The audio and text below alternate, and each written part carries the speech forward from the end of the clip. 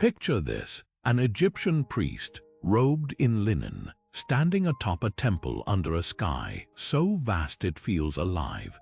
The air hums with incense, and his eyes lock onto the shimmering tapestry above. To him, those aren't just points of light, they're doorways, portals to realms beyond human understanding, where gods walk and souls journey after death.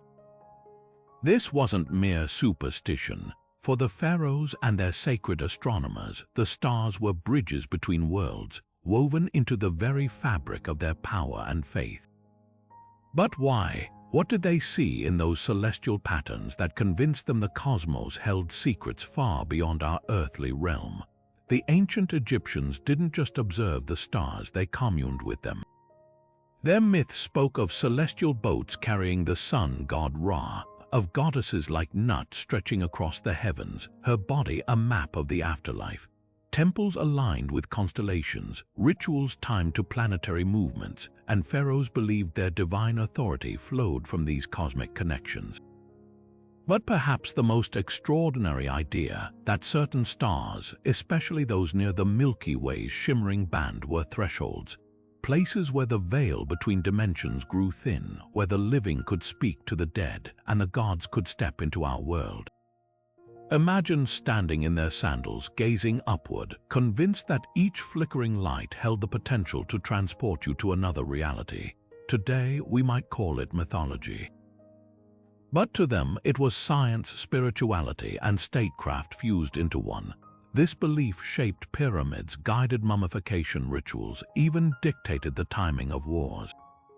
And here's the thrilling part: modern astrophysics and quantum theory are starting to echo these ancient intuitions in ways that'll make your spine tingle.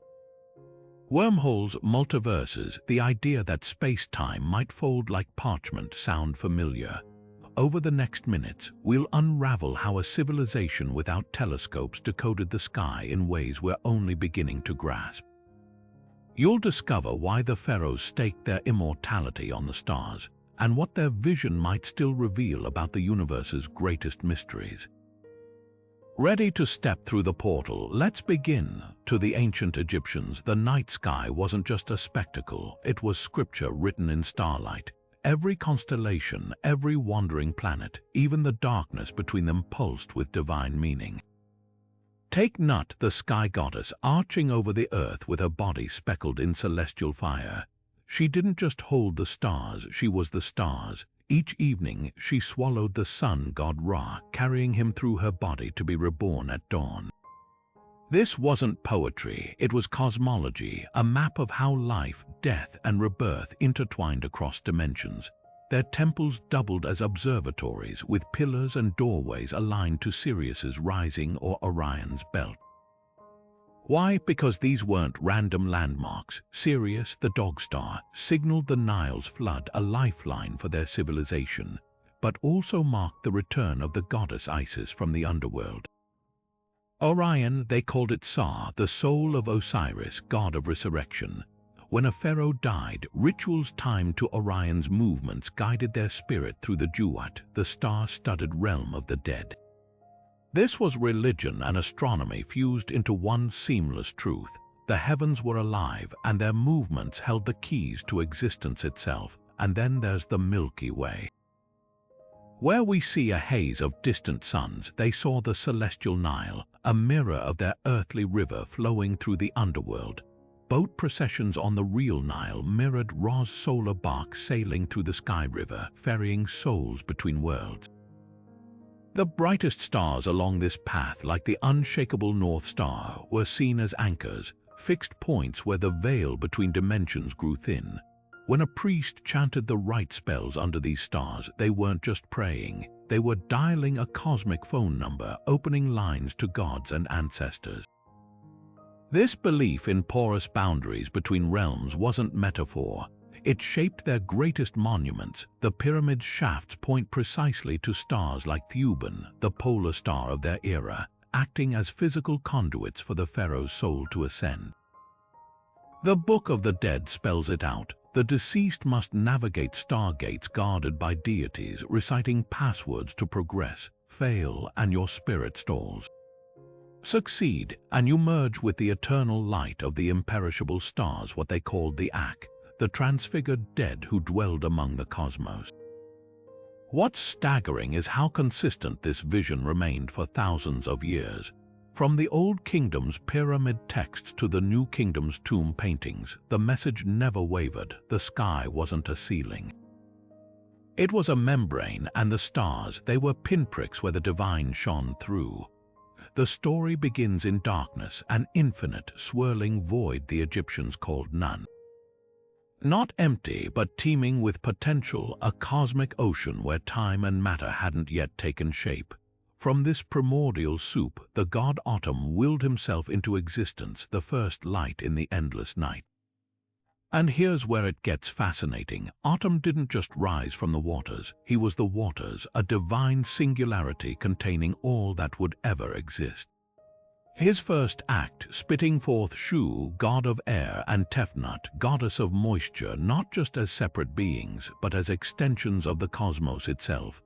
This moment, according to the priests of Heliopolis, marked the birth of duality, light and dark, order and chaos, earth and sky. But the stars, they came later, born from Atum's tears, literal drops of divine sorrow that crystallized into celestial fire. Think about that. The Egyptians saw the night sky not as random sparks, but as frozen moments of sacred emotion, each star a remnant of creation's raw energy. And just as Atum emerged from none, the stars were thought to be gateways back to it, points where the ordered universe touched the formless chaos beyond. When a pharaoh died, rituals invoked these thresholds, calling on Atum to reopen the pathway so their soul could return to the source, merge with the gods, and be reborn like the sun at dawn. The myth gets even more layered when you consider the Benben stone, the sacred pillar atop Heliopolis' temples. Shaped like a pyramidion, it was said to be the first solid matter Atum created as he rose from none, a literal stepping stone between worlds. Later, pyramid architects mirrored this in their designs, aligning capstones with the pole star so pharaohs' souls could climb back up the celestial ladder. It's no coincidence that the hieroglyph for horizon showed the sun disk between two mountains, a visual metaphor for the space between dimensions where stars served as both markers and portals. What's astonishing is how this cosmology mirrors modern theories. None sounds eerily like the quantum vacuum, a seething, energetic void from which particles blink in and out of existence. Atum's self-creation parallels the Big Bang's singularity, and those stargates, they're not so different from theoretical wormholes, bridges through space-time. The Egyptians may not have had telescopes, but their myths encoded intuitive truths about cosmic structure that science is only now catching up to. This wasn't just storytelling. It was a functional map of reality, explaining everything from the Nile's floods to the pharaoh's divinity. When priests charted Sirius's rise or plotted Orion's path, they weren't just tracking time. They were tracing the contours of a living universe, one where every star held the promise of passage. Next time you look up at the night sky, try seeing it through their eyes, not as distant suns, but as echoes of creation itself, still whispering secrets across millennia. The Duat wasn't just an underworld, it was a cosmic crossroads, a shadowy reflection of the night sky where every star doubled as a doorway. Picture it like this: if the heavens were a grand, glittering city, the Duat was its underground counterpart, a labyrinth of rivers, gates, and caverns mirroring the constellations above. By day, the sun god Ra sailed across the sky in his golden bark, but when dusk fell, he didn't simply vanish. He descended into the Duat, embarking on a perilous 12-hour voyage through its 12 regions, each corresponding to an hour of the night and guarded by deities who held the keys to resurrection. This wasn't mythology as bedtime story. It was a meticulously mapped spiritual geography. Tomb paintings depict the Duat's winding paths like astral highways, with stars marking the exits and entrances. Ra's journey wasn't solitary. The souls of the dead, especially pharaohs, followed in his wake, hitching rides on his bark or summoning their own celestial vessels. The Book of the Dead spells it out. To navigate the Duat, you needed more than courage. You needed star charts. Spells like the Chapter of Knowing the Souls of the West gave the deceased star coordinates, literal addresses for interdimensional travel. Here's where it gets mesmerizing. The Duat's landmarks weren't arbitrary. The Lake of Fire, a celestial mirror of Sirius, whose heliacal rising signaled the Nile's flood and, metaphorically, rebirth. The Field of Reeds, the Egyptian paradise, aligned with Orion's belt, the eternal home of Osiris. Even the demons blocking the gates weren't just monsters. They were celestial bouncers, testing souls' knowledge of star names and sacred geometry. The brilliance of this system lay in its duality. The same stars that guided farmers planting crops also guided souls crossing the void. A single hieroglyph could mean star, portal, or God's eye, depending on context.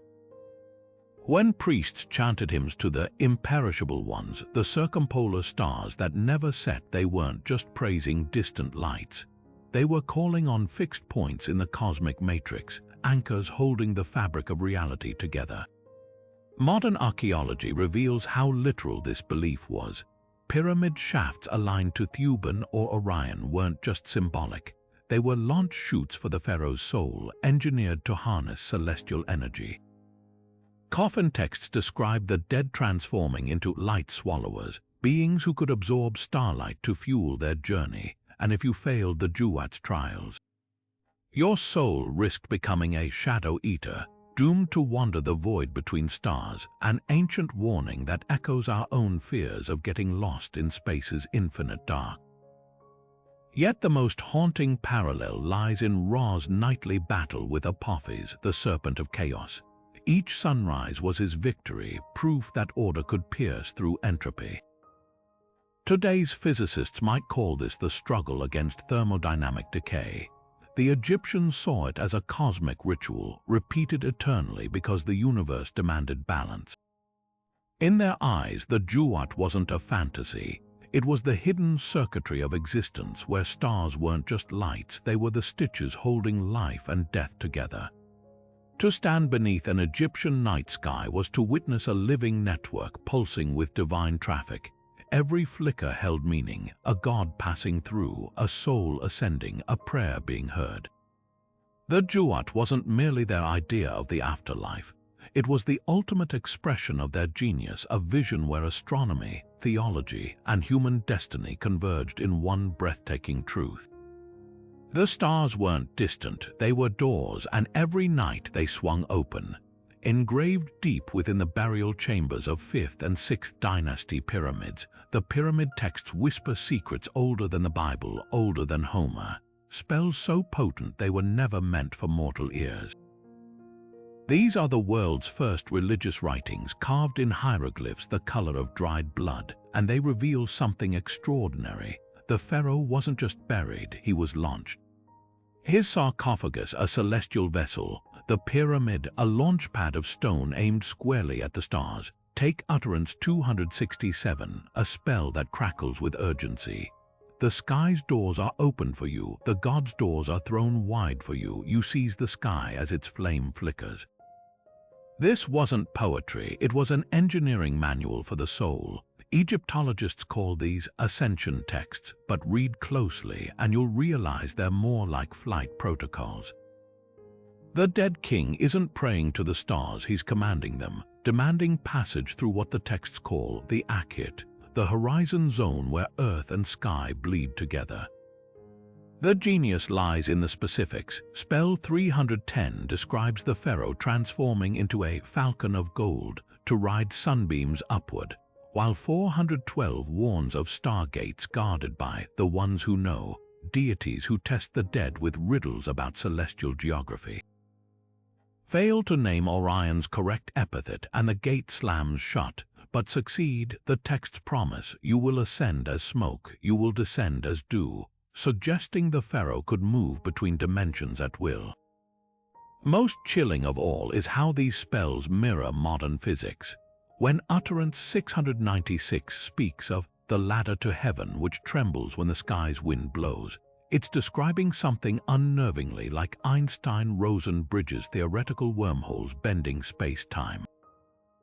The texts even reference the winding canal of the stars, possibly describing the Milky Way as a cosmic river current for souls to surf. But here's what chills me most.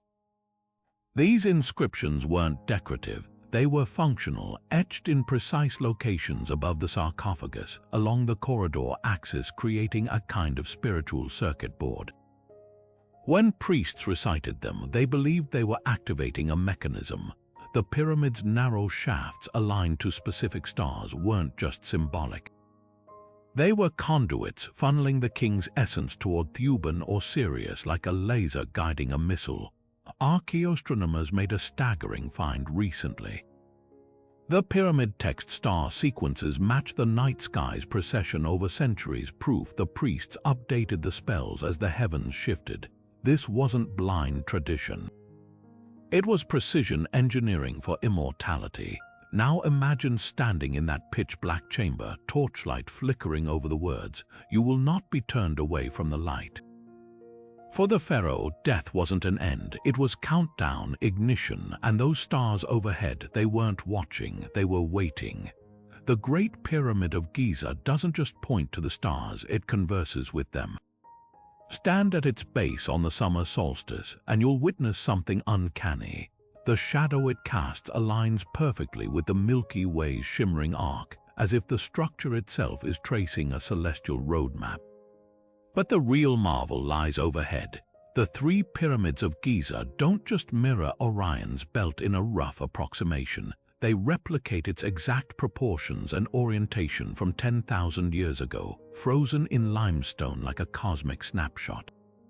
This wasn't happenstance, it was holy geometry, an architectural spell designed to tether Earth to the heavens. Consider the math. The distance between the pyramid's centers matches the relative spacing of Orion's stars, while their sizes correspond to each star's brightness. The smallest pyramid, Menkaura's, aligns with Mintoka, the dimmest star, while Khufu's pyramid mirrors Alnitak, the brightest. Even more startling, the pyramid's southern shafts target Sirius and Orion's belt with precision measurable in arcminutes accuracy that would challenge modern engineers. To the Egyptians, this wasn't just symbolism. It was synchronization, a way to harmonize earthly power with celestial currents. When a pharaoh died, these alignments acted like spiritual railways, guiding their soul directly to Sa, Orion's Egyptian name, where Osiris awaited to welcome them into the afterlife. But why Orion? The answer lies in the myth of Osiris, the god murdered and dismembered by his brother Set, only to be resurrected as Lord of the Dead. His body parts scattered across Egypt were said to emit a sacred resonance, a frequency the pyramids amplified. By mirroring Orion, the pharaoh's tomb became a focal point for this energy, a receiver tuned to the god's wavelength. The Book of the Dead describes the dead king becoming one with Orion's light, his soul merging with the constellation's eternal fire. Modern astrophysics adds eerie context. Orion's stars are among the most molecule-rich regions in our galaxy, brimming with organic compounds essential for life. The Egyptians couldn't have known this scientifically, yet their myths described these stars as cauldrons of rebirth. The pyramid's corners, aligned to true north with a margin of error thinner than a human hair, reveal another layer. Thuban, the pole star of their era, wasn't just a navigational marker. It was the axis mundi, the spindle around which the cosmos turned. Pyramid texts describe it as the nail in the sky's roof, a fixed point where dimensions intersected. When the pharaoh's spirit ascended through the pyramid's shafts, it wasn't merely rising toward stars. It was climbing a ladder of aligned portals, each threshold vibrating with the energy of its corresponding celestial body. Recent LiDAR scans reveal something even wilder. The pyramids sit atop natural limestone aquifers, massive water channels that geologists confirm resonate at specific frequencies. When struck, these chambers would have hummed like tuning forks, potentially amplifying the pyramid's hypothesized energetic functions. Combine this with quartz-rich casing stones that could generate piezoelectric charges under pressure, and you start to wonder, were these structures also ancient power plants harvesting starlight to fuel the Pharaoh's journey? The most haunting evidence comes from the so-called air shafts in Khufu's pyramid. Long dismissed as ventilation, their true purpose emerged when astronomer Robert Bovell calculated their angles. One shaft pointed directly to Orion at the exact moment of its heliacal rising in 2400 BC, Khufu's estimated reign. The other targeted Sirius, which Egyptians linked to Isis, the goddess who resurrected Osiris. These alignments weren't static, they shifted over millennia due to Earth's axial precession, creating a celestial clock that may have encoded secret initiation times. What's clear is this: the pyramids weren't tombs in the modern sense. They were transdimensional launch pads built by a civilization that saw no divide between astronomy and spirituality. Every block, every angle, every alignment served a singular purpose: to turn stone into starlight and pharaohs into gods. When you gaze at Giza tonight, you're not just looking at ancient ruins. You're seeing a machine frozen in mid-ritual, its mechanism still whispering to the stars. Sopt, it wasn't just another star in the Egyptian sky. She was a celestial herald, a divine clock whose appearance each year set the rhythm of an entire civilization. Known today as Sirius, the brightest star in our night sky, her heliacal rising, the moment she first becomes visible just before dawn after months of absence, coincided with the Nile's annual inundation. Imagine the scene. After weeks of scorching heat, the land parched and waiting, Sirius suddenly flares to life on the eastern horizon. Within days, the Nile's waters begin to rise, sweeping rich black silt across the fields. To the Egyptians, this wasn't a coincidence. It was cosmic choreography, proof that Sopt's light carried the goddess Isis herself, whose tears of mourning for Osiris were said to fill the river and bring life back to the land. The connection ran deeper than myth. Sirius's rising marked the Egyptian New Year, an event so critical it dictated the agricultural calendar, tax collection, even the timing of religious festivals. But the star's brilliance wasn't just a signal, it was a conduit. Temple reliefs depict Isis emerging from Sirius's glow, her outstretched hands showering the earth with ankhs, the symbols of life. Priests at Elephantine Island kept vigil for Sopt's return, chanting spells to open the doors of the horizon so her energy could flow unimpeded. The star's intense flickering, now known to be caused by atmospheric distortion, was interpreted as the goddess's movements, her celestial footsteps stirring the waters below. What's astonishing is the precision of their observations. The Egyptians tracked Sirius's rising with such accuracy that their calendar, based on its 365-day cycle, was only off by a quarter day each year, a feat unmatched by contemporary civilizations. The star's position even factored into pyramid alignments. The temple of Isis at Philae was oriented so that on the night of Sirius's rising, its light would pierce straight down the central corridor to illuminate the innermost shrine. This wasn't just architecture, it was astrophysics encoded in stone, a way to harness what they called the Sothic energy, believed to rejuvenate both land and soul. The myths wove science and spirituality together. Isis, the great sorceress, used her knowledge of celestial secrets to resurrect Osiris, just as Sirius's return resurrected the Nile. Coffin texts describe the dead pharaoh merging with Sopt's light, becoming a star traveler who could navigate between worlds. Even the star's companion, the invisible white dwarf Sirius B, undiscovered until the 19th century, finds eerie precedents in texts mentioning Isis's hidden twin, a source of immeasurable power. Modern astronomers confirm Sirius's uniqueness. Part of a binary system, it's 25 times brighter than our sun and pulses with a blue-white intensity that dominates the winter sky. But for the Egyptians, its true brilliance lay in its duality, both beacon and bridge, a star that didn't just watch over their world, it actively shaped it. When you spot Sirius tonight, remember, you're not just seeing a distant sun.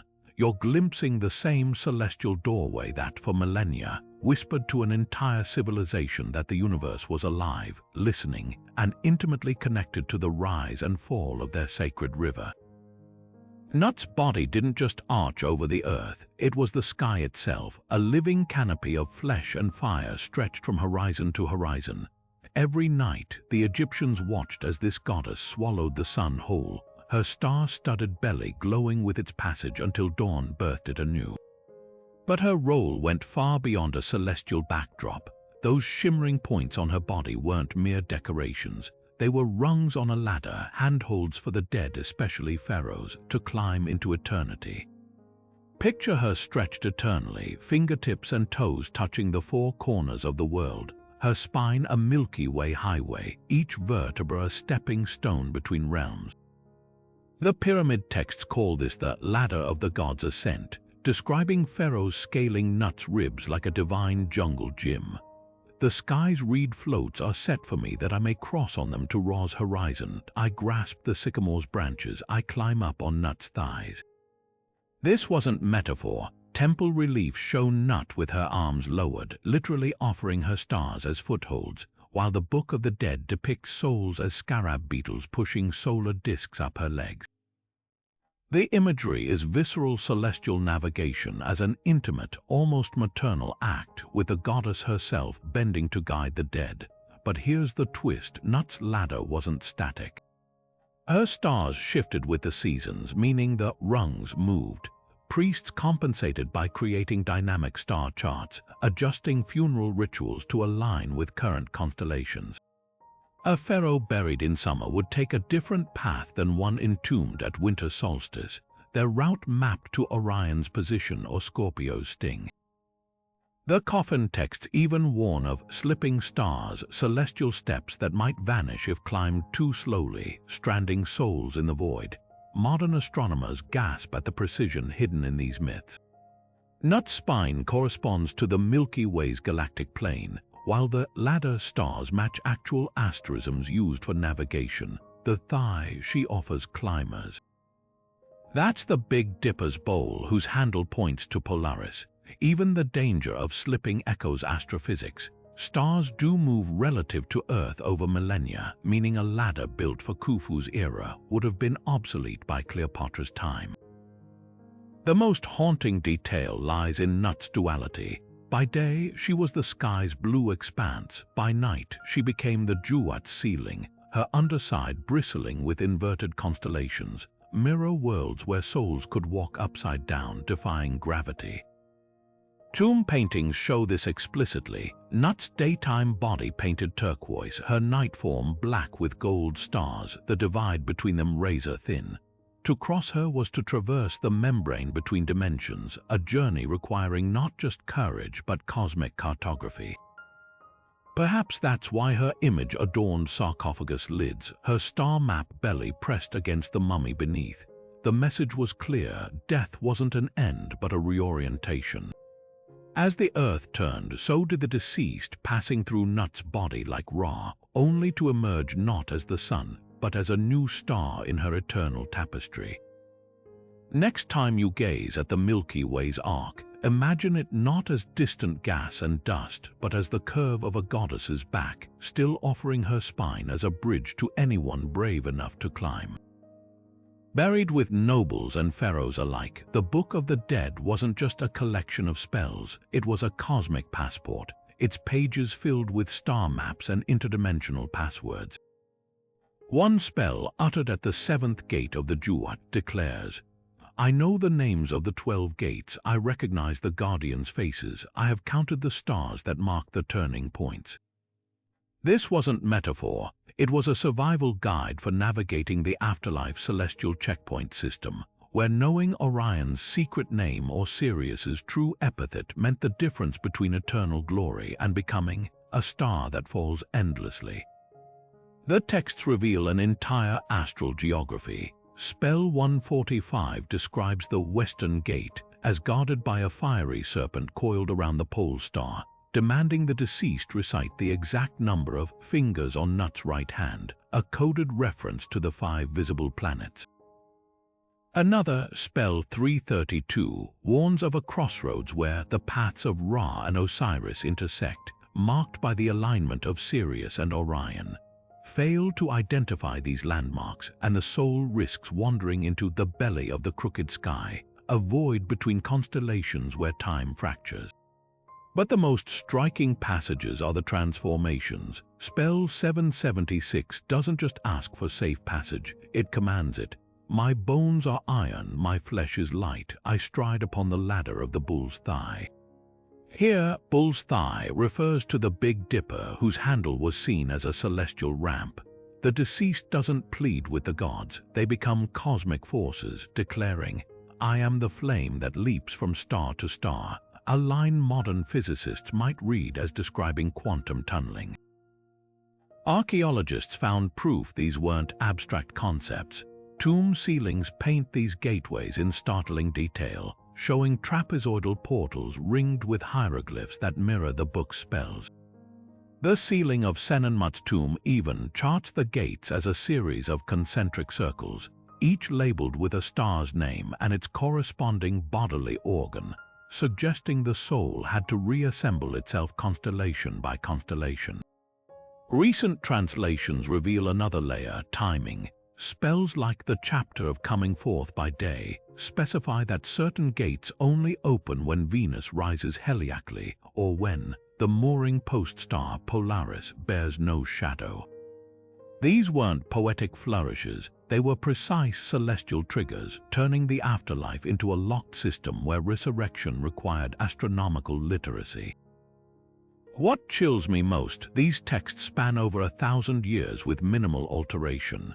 Whether carved in 18th dynasty gold or inked on Ptolemaic papyrus, the message never wavers. The stars are living entities, their light a language, their alignments a lock mechanism.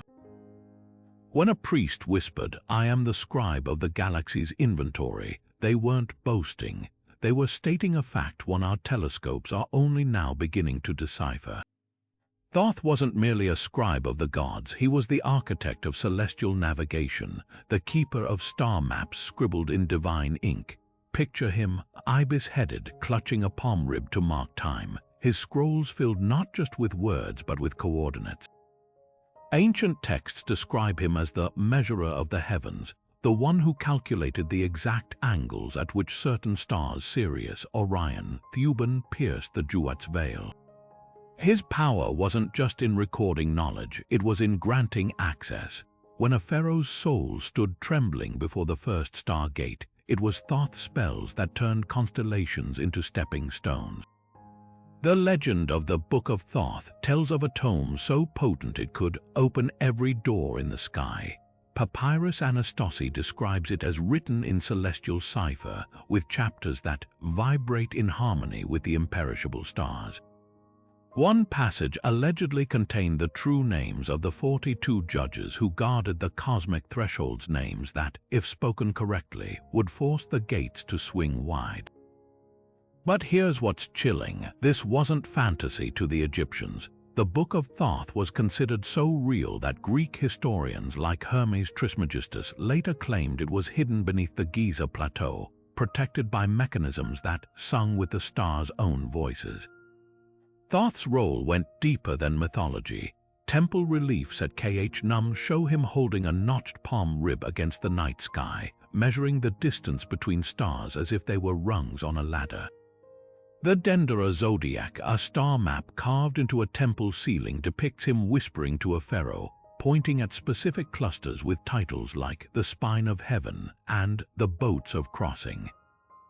These weren't decorative titles, they were functional labels marking stellar highways where souls could catch rides on solar barks or hitch onto comet tails.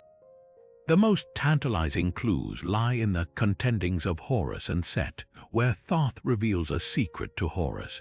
The sky's doors open inward for those who know the weight of light.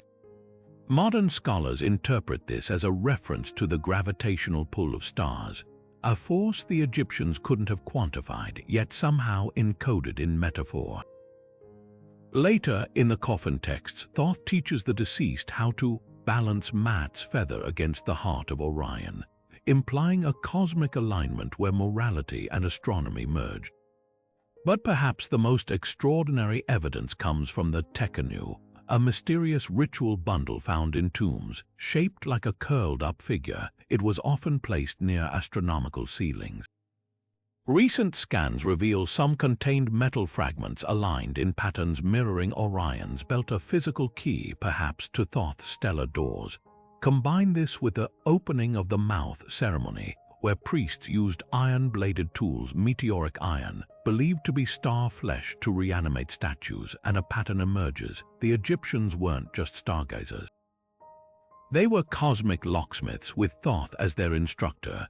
The irony, Thoth's own origins tie back to the stars. Some texts claim he was born from Ra's forehead at the exact moment Sirius first rose over the Nile, a birth time to celestial mechanics. His sacred animal, the ibis, migrates in star-guided flocks, while his lunar aspect ties him to the tides of both earth and sky. Even his feathers were said to be quilled with darkened light, a phrase that echoes modern descriptions of black holes. When a pharaoh faced the final gate, it was Thoth who stood waiting, not with judgment but with a clipboard of star charts. His final test, to prove they'd memorized the sky's blueprints well enough to navigate home, because in the Egyptian cosmos, death wasn't an exit. It was just the first step in learning to fly. The pharaoh's ascent wasn't just a journey, it was a metamorphosis. When the pyramid texts declare, "The king has become Orion," they aren't speaking symbolically. They're describing a literal transfiguration where the ruler's soul shed its earthly form and ignited as a new celestial body. This doctrine, carved into tomb walls for over 3,000 years, reveals a staggering belief. Human consciousness could evolve into starlight, merging with the cosmos as an eternal, radiant force. Think of it like alchemy in reverse. Where medieval scientists sought to turn lead into gold, the Egyptians perfected a far more audacious formula: flesh into fire. The process began at death, when the pharaoh's Ka, his life force, was ritually sealed into his mummified heart using spells from the Book of the Dead. But this was no mere preservation, it was preparation. The heart, weighed against Mat's feather in the afterlife courts, wasn't just judged, it was recalibrated, its frequency tuned to resonate with specific stars. Coffin texts describe this moment with eerie precision. Your heart is the evening star, your bones are the undying ones of the northern sky. The transformation unfolded in stages. First, the deceased pharaoh navigated the Duat stargates, proving his worthiness. Then, at dawn's first light, he'd confront the solar bark, not to board it but to outshine it. Spell 37 from the pyramid texts commands, "Burn brighter than Ra's own brow, that the gods may shield their eyes." This wasn't hyperbole. Tomb paintings depict the pharaoh's soul as a swelling sphere of light, its radiance dissolving the boundaries between dimensions. By the final gate, he'd shed all remnants of humanity, emerging as what the texts call an Ak spirit, a being of pure, self-sustaining energy that neither rises nor sets but stands fixed in the sky's fabric. The evidence lies in the stars themselves. 5th dynasty pharaohs took names like Userkaf, his Ka is powerful, and Sahyur, he who is close to Ra, but their most revealing titles were stellar. Pepi I's throne name, Mariah, meant beloved of Re, yet his pyramid texts clarify, "You are Re in this your name of star." Even more explicit is the Abydos king list, where rulers aren't recorded as dead ancestors but as the Western ones who shine in the sky. Archaeologists found matching stellar references in their burial chambers, cartouches engraved with star coordinates, suggesting these weren't just honorifics. They were celestial addresses. The mechanics behind this belief reveal astonishing sophistication. The Egyptians didn't see stars as distant suns, but as concentrations of magical energy. A pharaoh's mummification ritual included opening the mouth with meteoric iron tools, literally feeding his Ka star metal to build resonance. His sarcophagus, often lined with gold, a metal they associated with the sun's flesh, acted as a crucible. And the pyramid's apex, it wasn't called the Benbenet, the Pyramidion, for nothing. This capstone, usually sheathed in electrum, was designed to attract and amplify cosmic energy, turning the entire structure into a transformer for human consciousness. Modern physicists might scoff until they consider quantum biology. We now know human cells contain atoms forged in supernova, that our neural networks fire with electrical impulses not unlike stellar plasma. The Egyptians intuited this connection, encoding it in spells like, "You are the iron that falls from the sky, you are the fire that leaps between worlds." When they placed iron beads in mummy wrappings or aligned pyramids to Orion, they weren't practicing primitive astrology. They were attempting star alchemy, guided by observations so precise they mapped the precession of equinoxes millennia before Hipparchus. The most haunting proof comes from undecorated tombs. In the shadowy burial chambers of lesser-known pharaohs, archaeologists found star seed amulets, tiny obsidian discs etched with a single hieroglyph, the Ak symbol, a crested ibis representing transfigured light. These were buried not with the body but in hidden wall niches, as if holding space for a soul mid-transformation. One such amulet, discovered in Tanis, still carried traces of an unknown resin that, when analyzed, emitted faint photons under UV light. Coincidence, perhaps, but then you read the accompanying spell. Glow when your star calls, that you may know yourself in its likeness. To stand beneath an Egyptian night sky was to witness a congress of departed kings.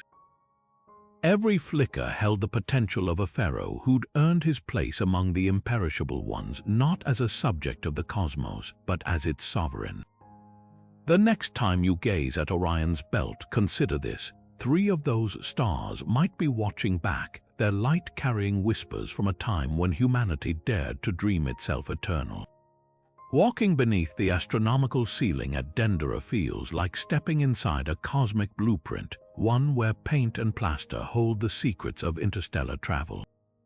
This isn't just a decorated roof, it's a meticulously coded sky map, a 3-dimensional atlas where every star, every constellation, was plotted not just for navigation but for transcendence.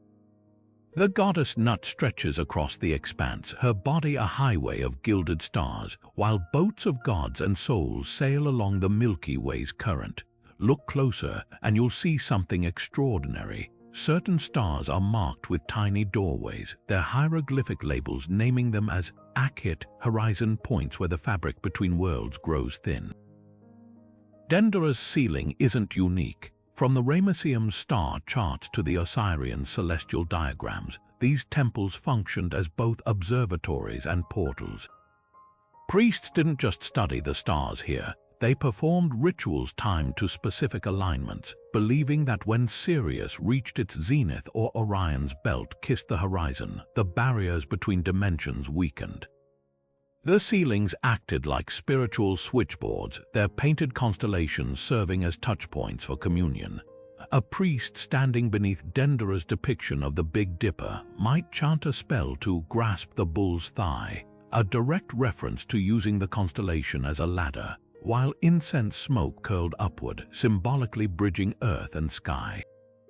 The precision is staggering. Modern astronomers have confirmed that Dendera's star positions match the night sky of 2,000 years ago, right down to the retrograde motion of planets like Mars.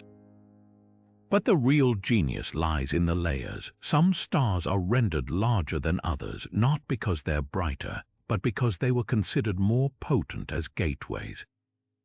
Sirius, for example, burns twice as wide as its neighboring stars, echoing its role as Isis's gateway. The zodiac ring, often misunderstood as mere astrology, actually maps the ecliptic, the sun's annual path, as a river of transformation, with each sign marking a phase in the soul's journey. The most haunting detail hidden within these ceilings are corrective lines, faint markings showing how the stars' positions would shift over centuries. This wasn't just art, it was a living document updated by generations of astronomer priests who understood precession long before Hipparchus coined the term. They knew Thuban wouldn't always be the pole star, so they left instructions for future initiates. Follow the serpent's tail to the new nail of heaven. These temples didn't just mirror the sky, they conversed with it. At Edfu, the ceiling's depiction of Orion aligns with actual star positions during the festival of Sokar, when priests carried the god statue through corridors designed to amplify celestial resonance. At Abydos, the Osirian submerged chamber reflects Nut's body in its ceiling, so when the Nile flooded, rising waters turned the room into a shimmering replica of the night sky. The message was clear: to stand beneath these vaults was to stand at the crossroads of worlds where paint became prophecy and stone became starlight. What's remarkable is how these ceilings blend science and mysticism without contradiction. The same priests who charted Mercury's orbit also believed it carried Thoth's voice between dimensions. Their science wasn't cold calculation, it was participatory, a dialogue with a universe they saw as alive and responsive. When they painted a star, they didn't just mark a point of light. They inked an invitation. Deep in the crypts of Dendra's temple, a carving flickers with controversy, a serpent coiled inside an elongated bulb, tendrils like wires, a shape so uncannily modern it's been dubbed the Dendra light. To some, this isn't just symbolism, it's proof the Egyptians harnessed electricity, or worse, built stargates. But the truth, it's far more fascinating than fiction. The relief shows the god Harsomtus, a manifestation of the sun's creative power, emerging from a lotus blossom as a cosmic serpent, the bulb surrounding him. A stylized depiction of the Henu bark, the sacred vessel carrying the sun through the underworld. Those wires are actually jed pillars, symbols of stability, and lotus stems representing rebirth. To Egyptologists, it's classic iconography, the sun's journey as a spark of divine energy moving between realms. But here's where it gets intriguing. The carving sits alongside astronomical ceilings mapping stargates, suggesting the artists weren't just illustrating myths, they were encoding a physics of transcendence. Look closer and you'll spot the real magic. The serpent isn't just glowing, it's traveling, its body passing through a series of nested ovals that mirror the Duat's layered dimensions. Hieroglyphs label this as the transformation of the Radiant One, a process where light becomes a vehicle. Nearby, priests hold what look like oversized plugs, but are actually scepters, tools for channeling Heka, the primordial energy Egyptians believed animated both gods and stars. The entire scene pulses with motion, not as a technical diagram, but as a ritual blueprint for turning light into a bridge. Skeptics dismiss the light bulb theory, and rightly so. No wires or batteries have ever been found. Yet the controversy misses the deeper point. The Egyptians didn't need tungsten filaments because their understanding of energy was metaphysical. They saw the sun's rays, the Nile's floods, even the twitch of a fish as manifestations of the same cosmic current. When they carved Harsomtus glowing in his bulb-like bark, they weren't depicting technology. They were illustrating a principle that concentrated light could pierce the veil between worlds just as stars did. This wasn't unique to Dendera. Similar motifs appear in Edfu's laboratory inscriptions, where gods forge celestial metal into portals, and in Abydos's Osirian, where submerged chambers reflect star patterns when flooded. The common thread, a belief that certain configurations of light, geometry, and intention could open pathways. Modern physics might call this resonant frequency or quantum tunneling. The Egyptians called it knowing the faces of the gates. So was Dendera a power plant, not in the Tesla sense, but as a spiritual transformer, a place where rituals aligned human consciousness with celestial currents. It may have been something even more extraordinary. The real light here wasn't electricity. It was the moment a priest, chanting beneath those star-painted ceilings, felt the boundaries between earth and heaven tremble, and glimpsed, just for a heartbeat, the serpent's promise. all light is one light and all doors turn on its hinge. The Egyptian star clocks didn't just measure time, they mapped moments when heaven and earth touched. These intricate timekeeping devices, painted on coffin lids and carved into temple walls, tracked 36 star groups called decans, each rising just before dawn for 10 days a year.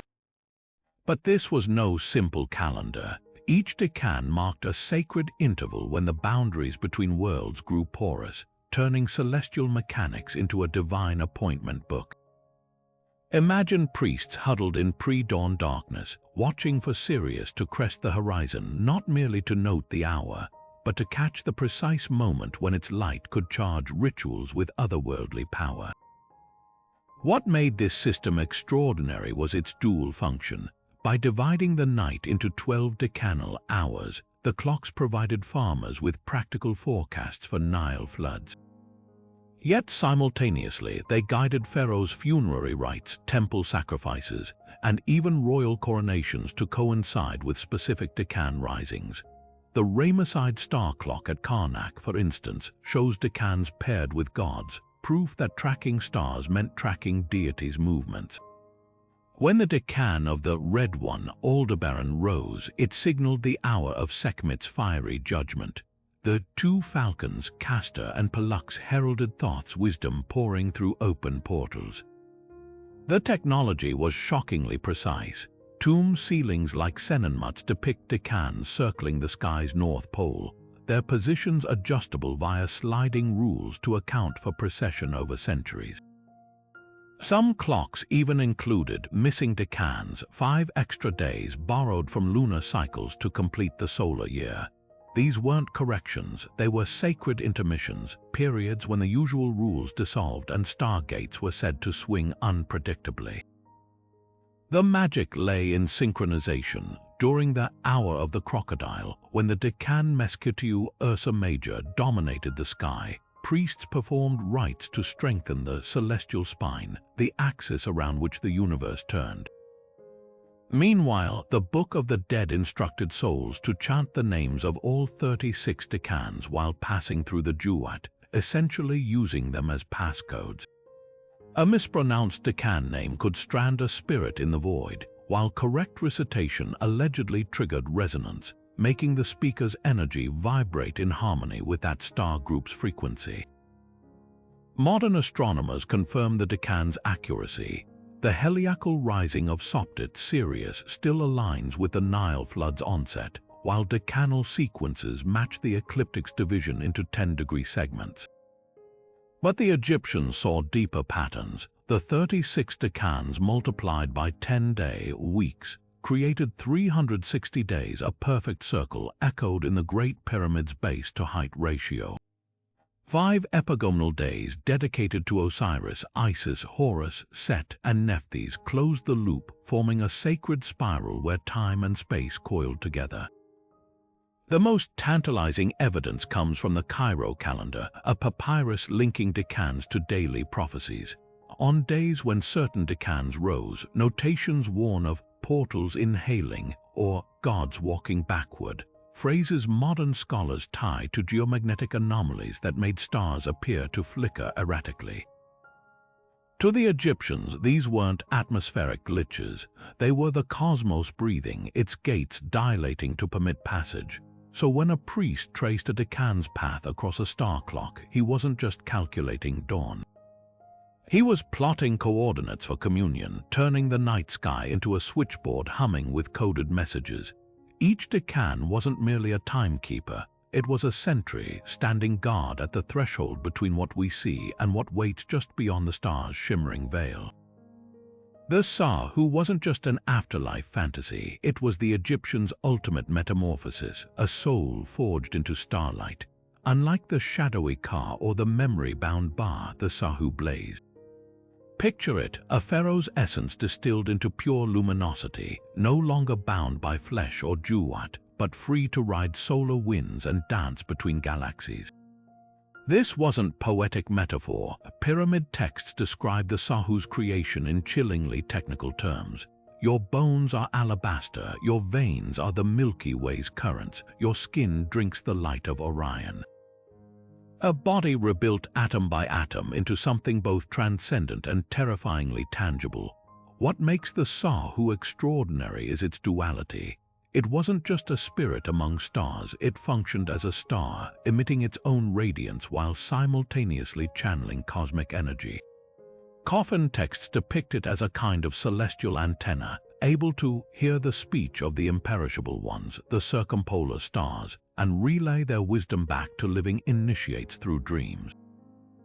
Temples housed Pharaoh shrines not for worship, but as receiving stations where priests could tune to specific deceased pharaohs' frequencies using aligned crystals and star water, Nile liquid exposed to moonlight. The implication: the Pharaoh was less a ghost and more a renewable energy source, its light pulsing in sync with the constellations that birthed it. Archaeology reveals how literal this belief was. In Amenhotep Roman III tomb, archaeologists found a gold foil Pharaoh skeleton, an intricate wire frame shaped like a human body but with elongated limbs and oversized hands designed to catch and hold starlight. Even more telling are the so-called star traps in private tombs, narrow shafts capped with lenses of polished crystal, angled precisely to focus starlight onto the mummy's brow. These weren't decorative, they were charging stations engineered to infuse the dead with enough celestial energy to ignite their Pharaoh, the most radical aspect. The Pharaoh wasn't reserved for pharaohs. Late-period Demotic texts describe merchant women and farmers achieving this state through right speech and pure light accumulation. One papyrus even lays out a 3-century roadmap for any soul to transform, requiring decades of meditating under specific decans while ingesting gold-flecked sky bread, likely a reference to meteoric iron powder mixed with grain. The message was clear: stardom wasn't inherited, it was earned. Modern astrophysics lends eerie credence to these ideas. We now know human bodies contain elements forged in supernovas, oxygen from red giants, iron from collapsing stars. The Egyptians intuited this cosmic kinship, framing death not as an end but as a homecoming. When they described the Pharaoh swimming through the celestial Nile, they may have been closer to truth than myth. After all, what's starlight but energy unshackled from matter, a soul without a body, burning bright against the infinite dark?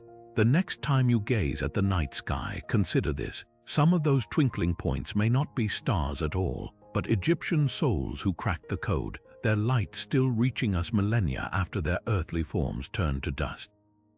Ra's solar bark didn't just traverse the sky, it threaded the needle between dimensions, its hull gliding not on water, but on the shimmering currents of the Milky Way.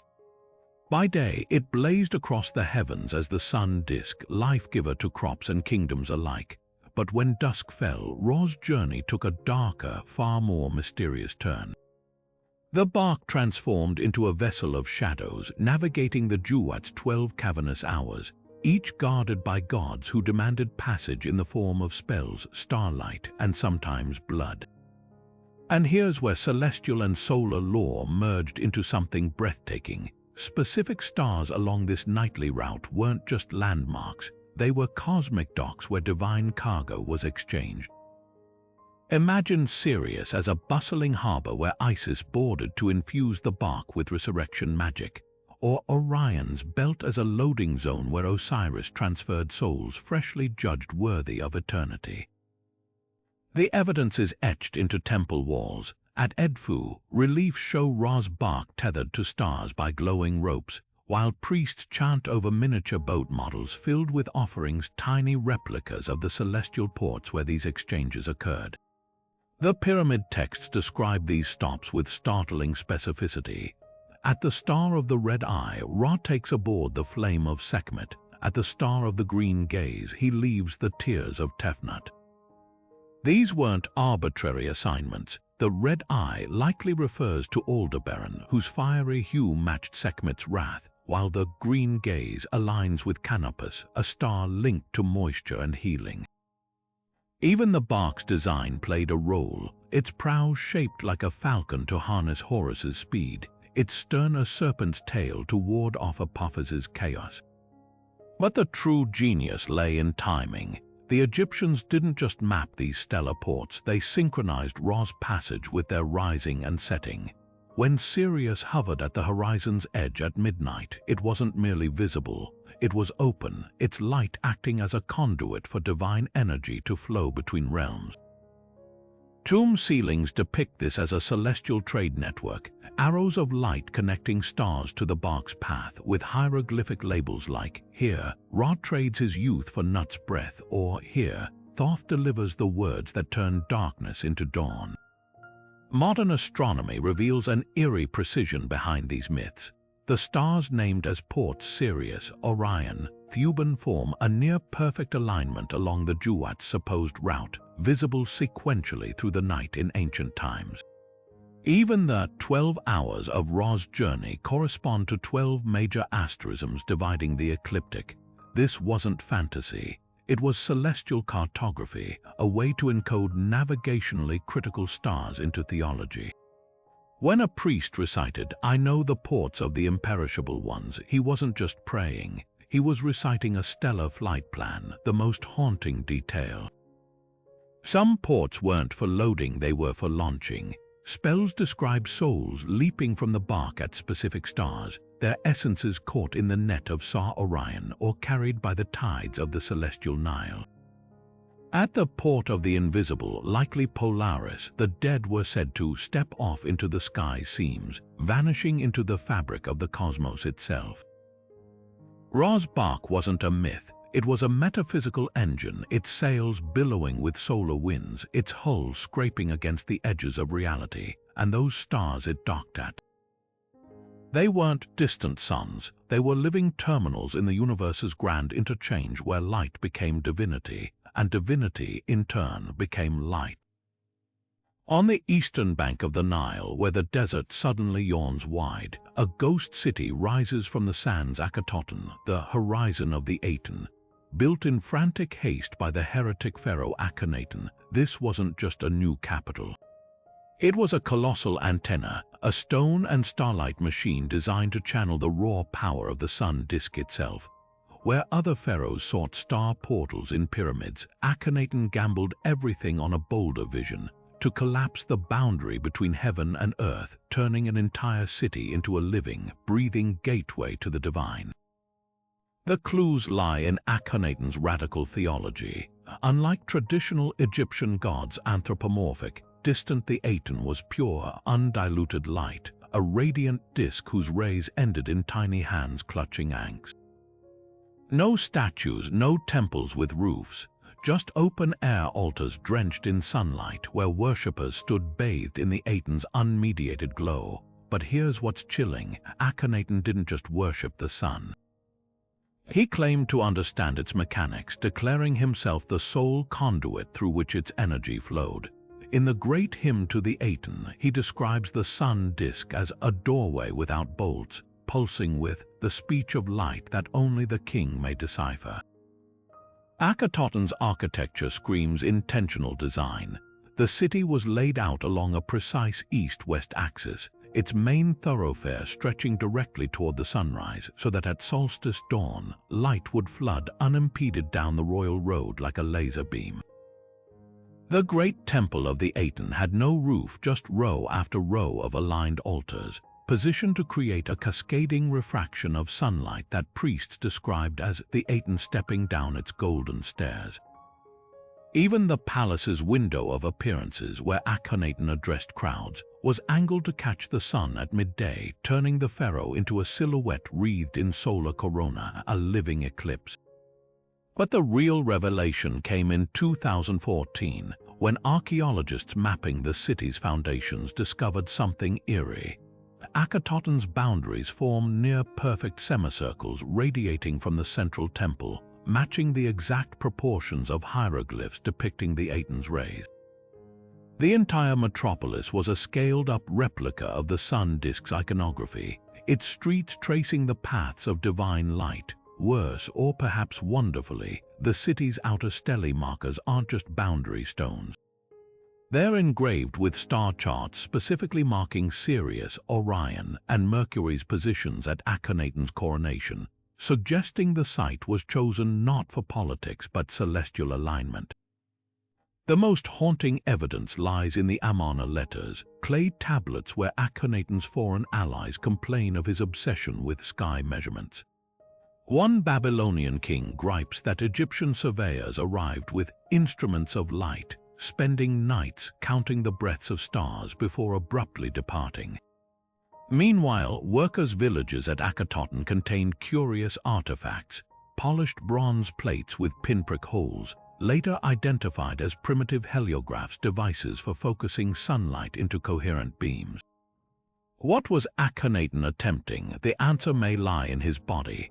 Unlike the idealized forms of other pharaohs, his depictions show an elongated skull, wide hips, and spindly fingers, features some scholars now believe weren't stylistic choices, but symptoms of a genetic disorder like Marfan syndrome that could cause light sensitivity. Imagine a ruler physically pained by shadows who saw unfiltered sunlight not just as divine but as medicinal. His entire theology might have been an attempt to engineer a cure, a city-sized amplifier channeling the sun's energy directly into his body, turning himself into a living stargate. When Tutankhamun abandoned Akhenaten and restored the old gods, he didn't just reject his father's heresy. He dismantled what might have been history's most audacious experiment. A metropolis built not for the living, but for the light, a machine designed to burn away the veil between worlds, one radiant dawn at a time. The sand swallowed Akhenaten, but its stones still whisper, "Stand there at noon when the heat shimmers like a descending disk and you'll feel it," the ghost of a pharaoh who didn't want to visit the stars. He wanted to pull them down. Beneath the sands of Saqqara lies a mystery carved in black granite, the Serapeum, a labyrinth of massive stone sarcophagi so heavy, so precisely fitted that their construction still baffles engineers today. But what's truly startling isn't how they were built, it's why. These weren't tombs for pharaohs or nobles, they were sacred vessels for bulls, specifically the Apis bulls worshipped as incarnations of the god Ptah. Yet the deeper truth lies in the stars. Egyptian texts reveal these bulls weren't just earthly deities. They were cosmic anchors, living conduits between the Nile's fertile soil and the celestial stable of the Bull of Heaven, a constellation we call Ursa Major.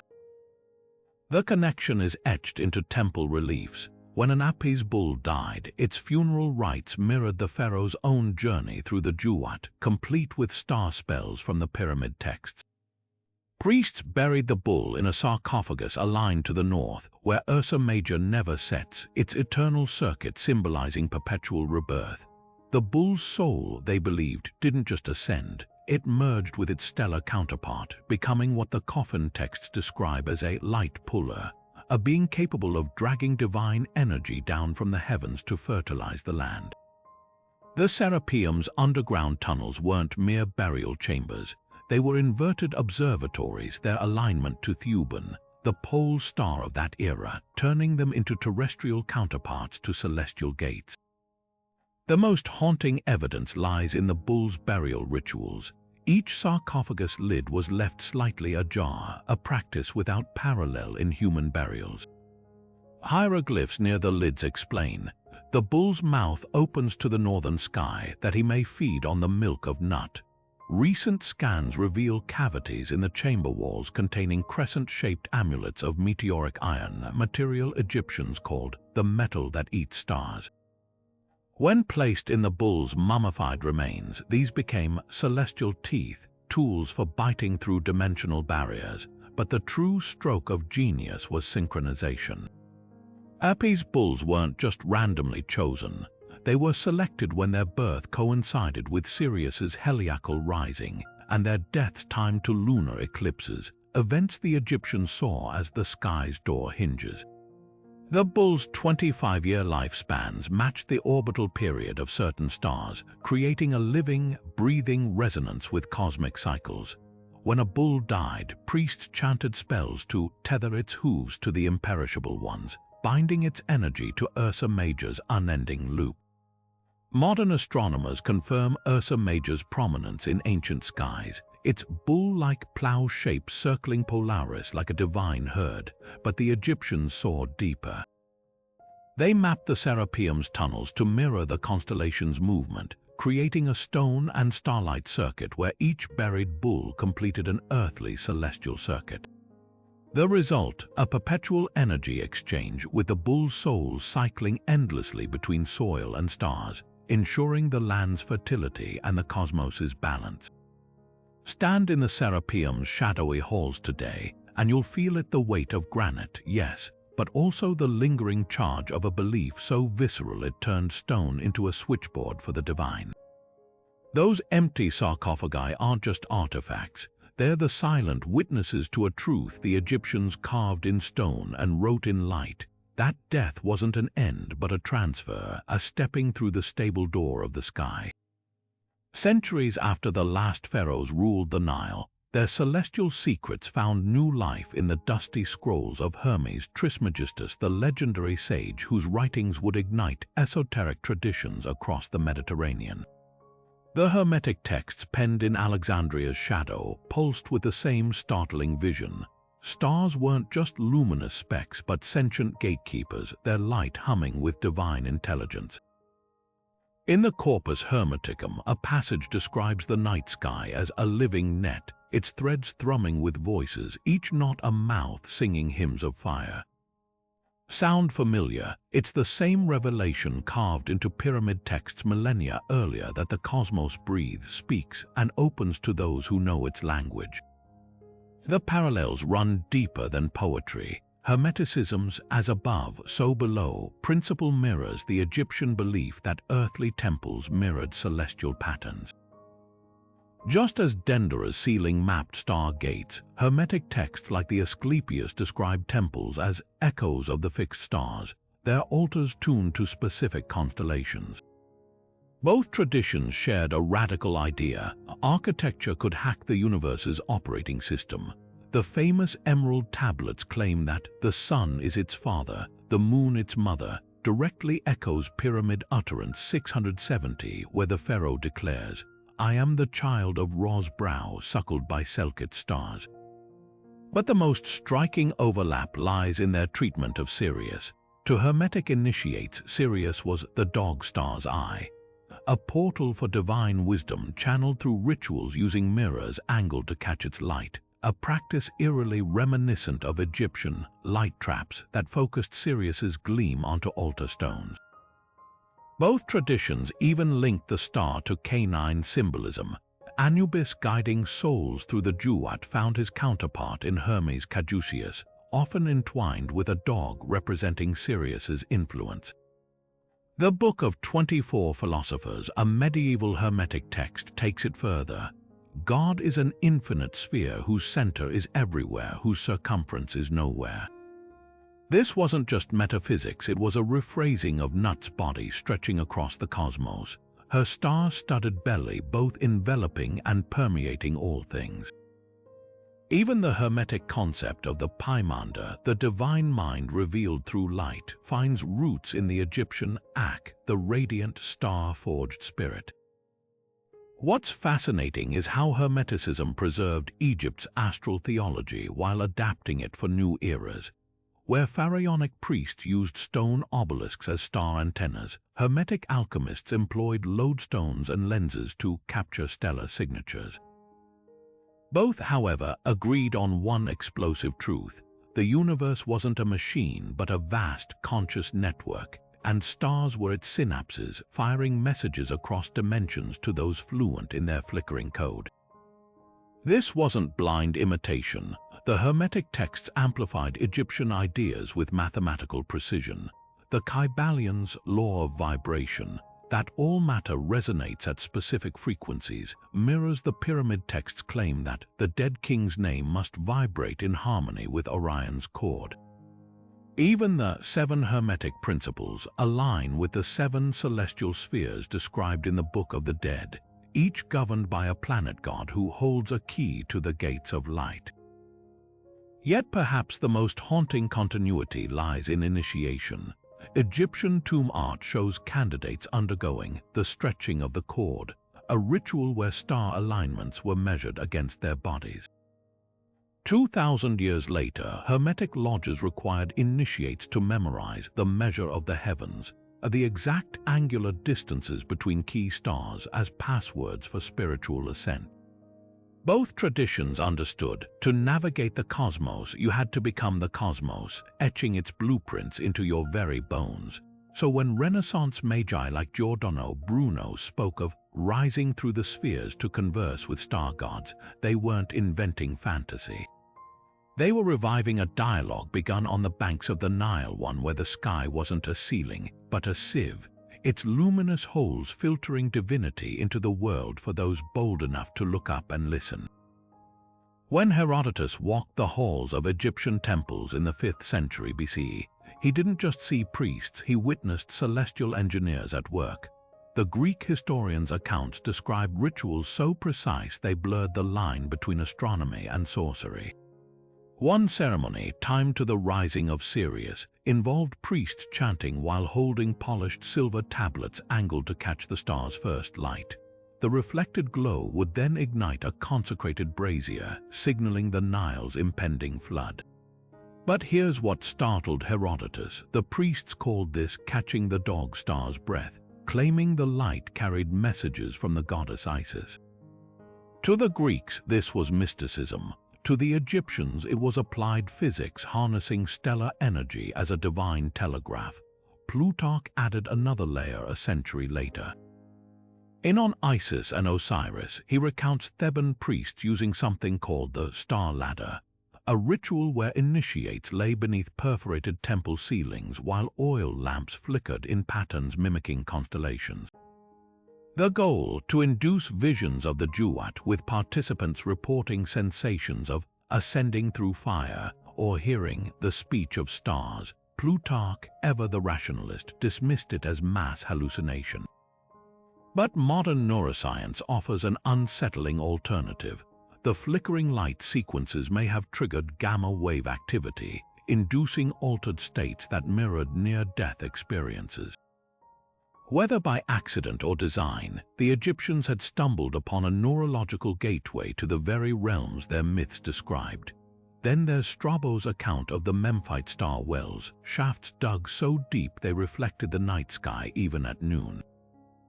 Priests would lower bronze mirrors into these pits, aligning them to specific stars before dawn. Strabo assumed this was primitive astrology until an elder priest corrected him. They weren't predicting futures. They were tuning terrestrial echoes to celestial voices, treating starlight as carrier waves for interdimensional communication. The mirrors, inscribed with hieroglyphs meaning opener of the mouth, allegedly vibrated when hit by light from certain stars, a phenomenon modern laser physicists attribute to resonant frequency matching. These outsider perspectives reveal something profound. While Greeks and Romans reduced Egyptian star magic to exotic curiosities, they inadvertently preserved details the Egyptians took for granted. Diodorus Siculus records priestly star charts made not of parchment, but woven from electrum threads that conducted static electricity when touched, possibly an early form of tactile astronomy. Meanwhile, the Roman historian Ammianus Marcellinus described Coptic monks inheriting techniques to draw down moonlight onto inscribed stones, creating what he called solidified star milk. The most tantalizing clue comes from a lesser-known source, the diary of a Roman centurion stationed at Dendera.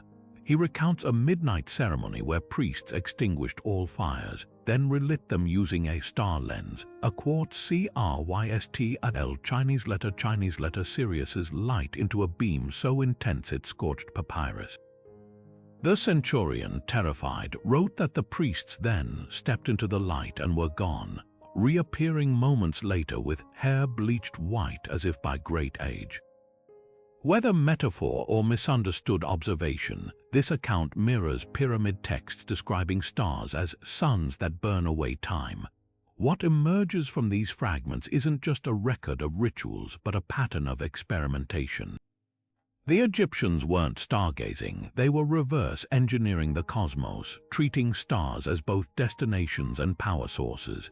Herodotus joked that Nile water tasted like liquid starlight after priestly blessings.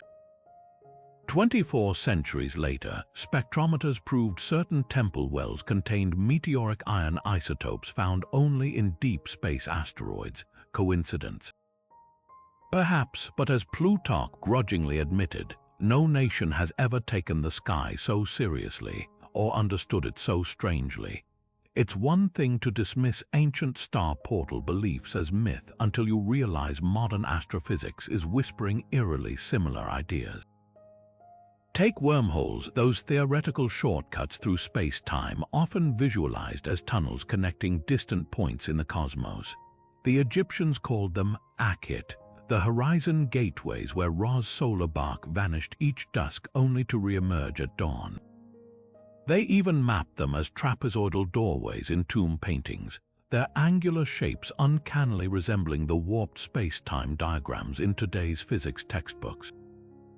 Coincidence, maybe, but when Carl Sagan needed a scientifically plausible interstellar shortcut in contact, he didn't invent something new. He borrowed the ancient Egyptian concept of a threshold between worlds and dressed it in equations. Then there's quantum entanglement, the phenomenon Einstein famously called spooky action at a distance, where particles instantaneously influence each other across vast distances.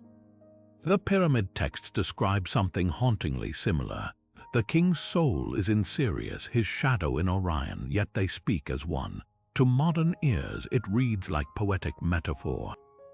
But rewrite it in physics jargon, non-local correlation between spatially separated quantum states, and suddenly it sounds less like mysticism and more like a crude description of entangled particles.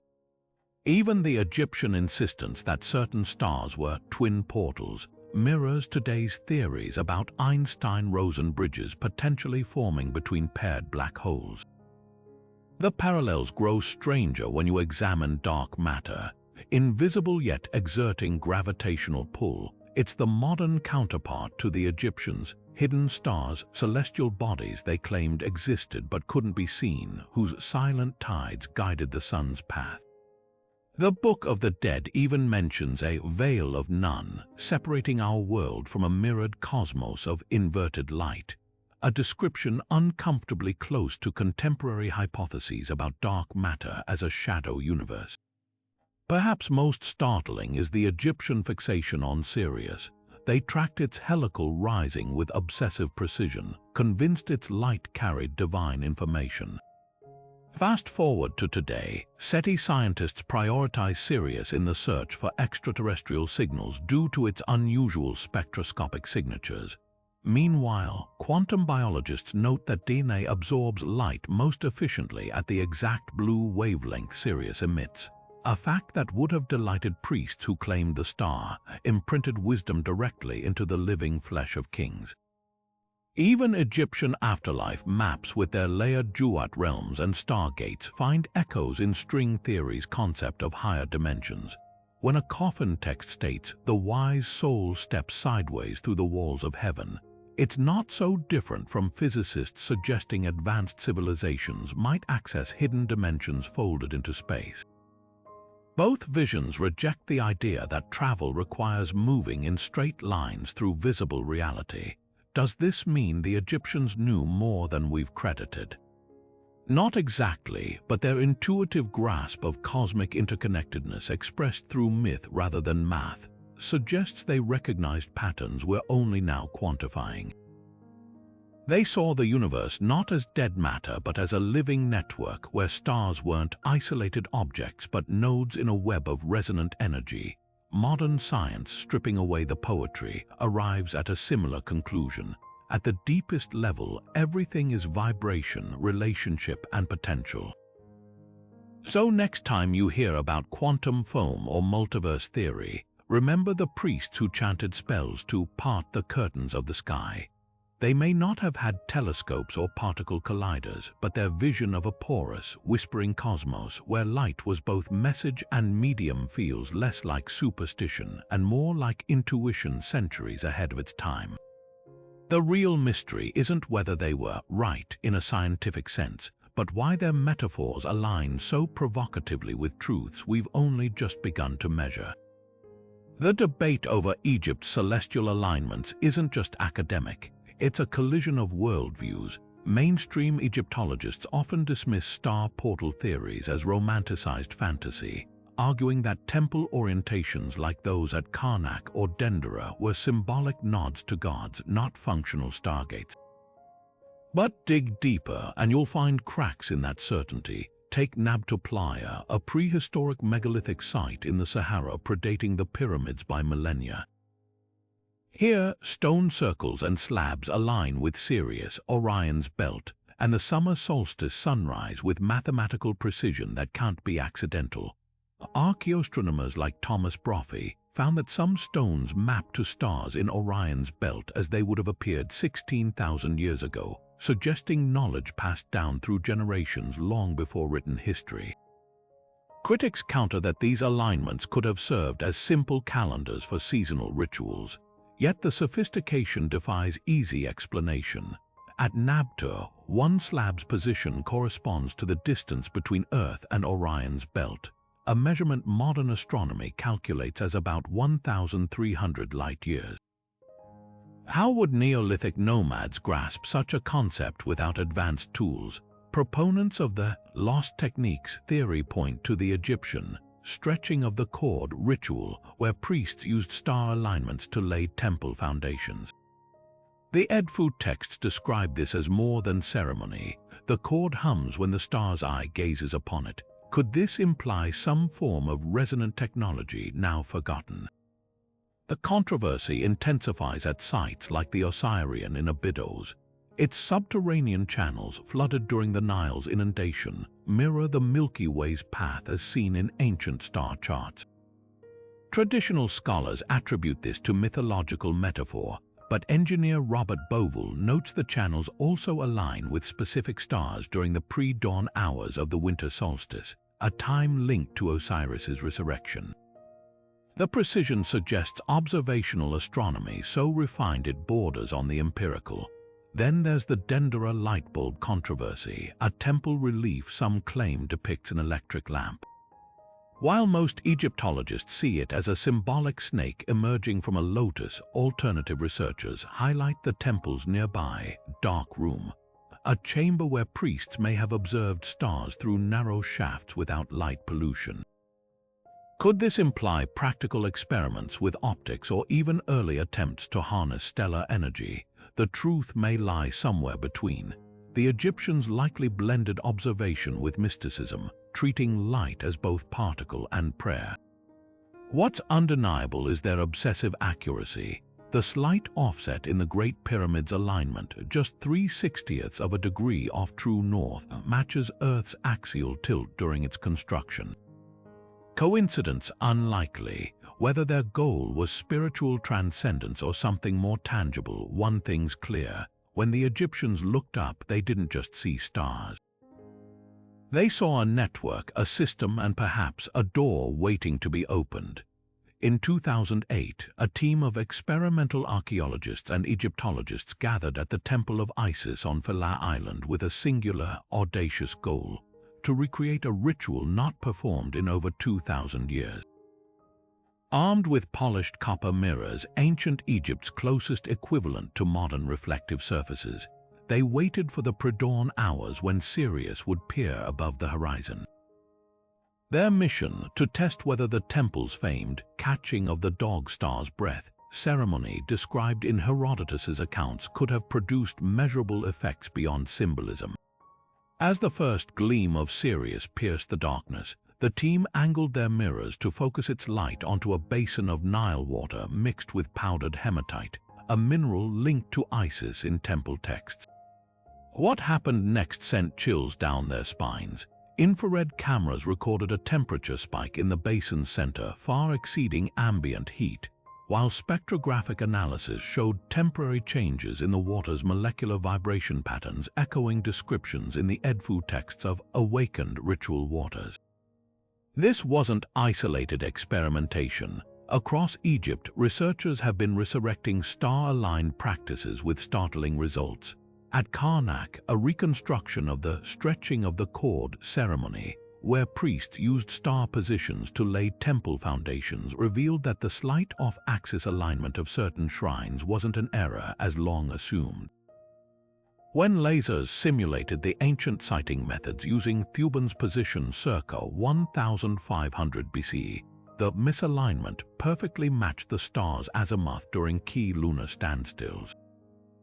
Even more provocative were findings from Dendera, where a team replicated the light of the stars ritual using the temple's astronomical ceiling as a guide.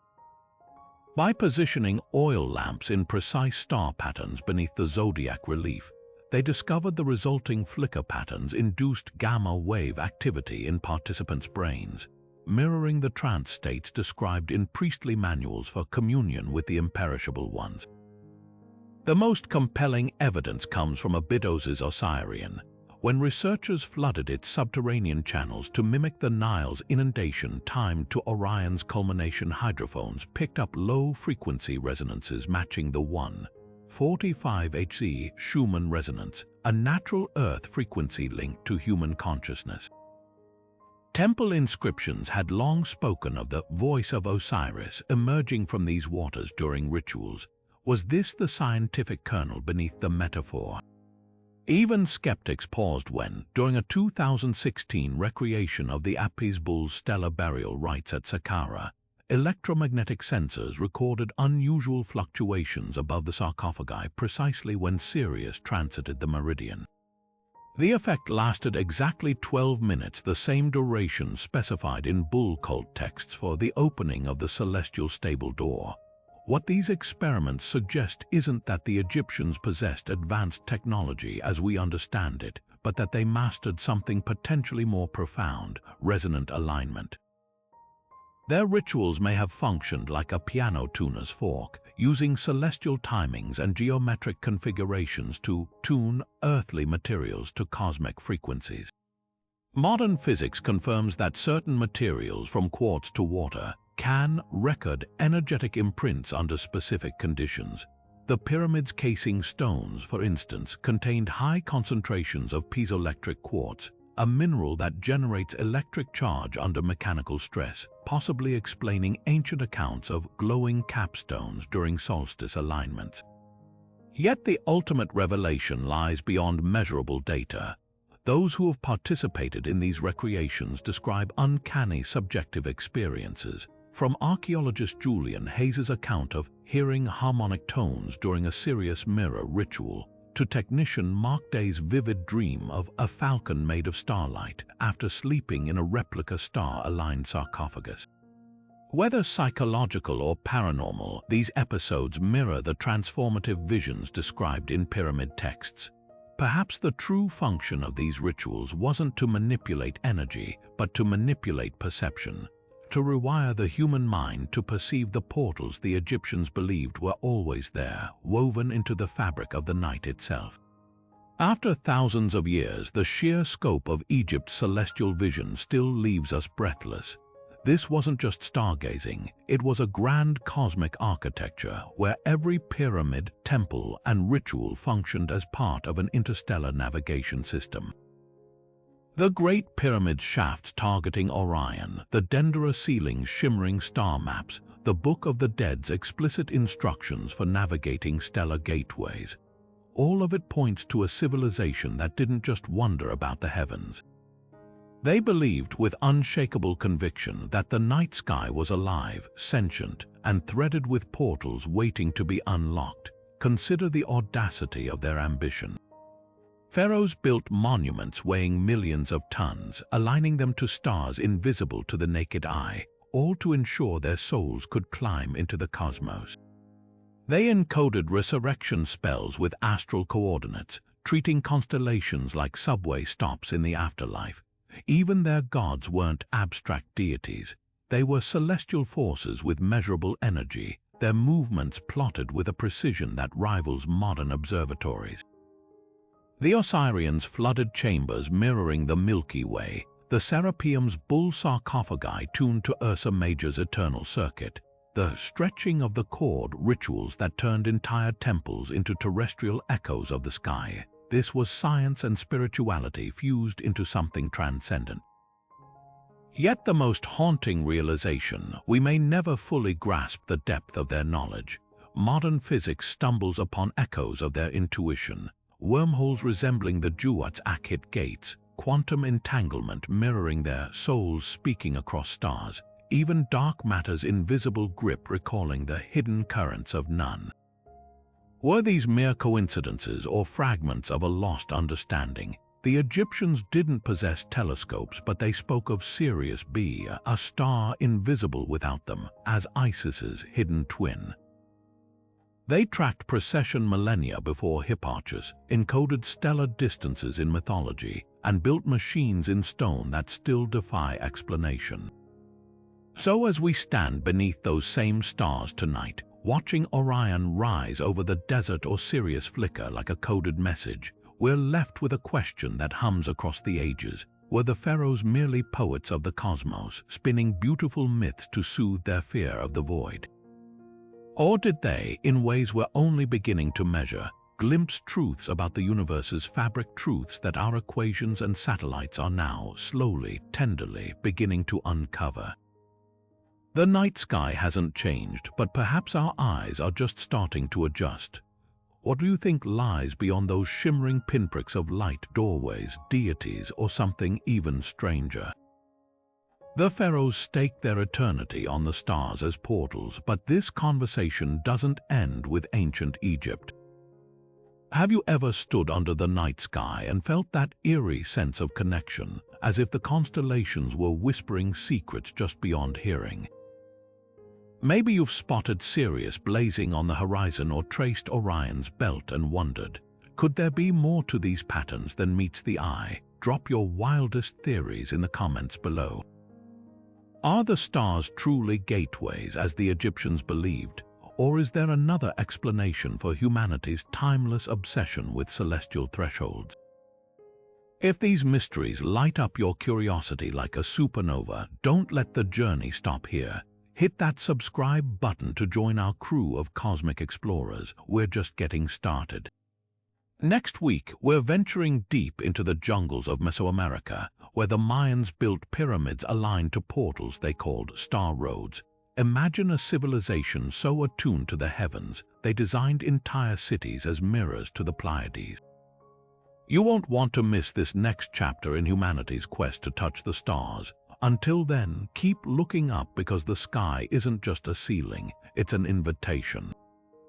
And hey, if you've got a personal stargazing story that sent chills down your spine, share it below. Whether it's a meteor shower that felt too perfectly timed, or a night when the Milky Way seemed to hum, sometimes the universe winks back. Let's keep this cosmic conversation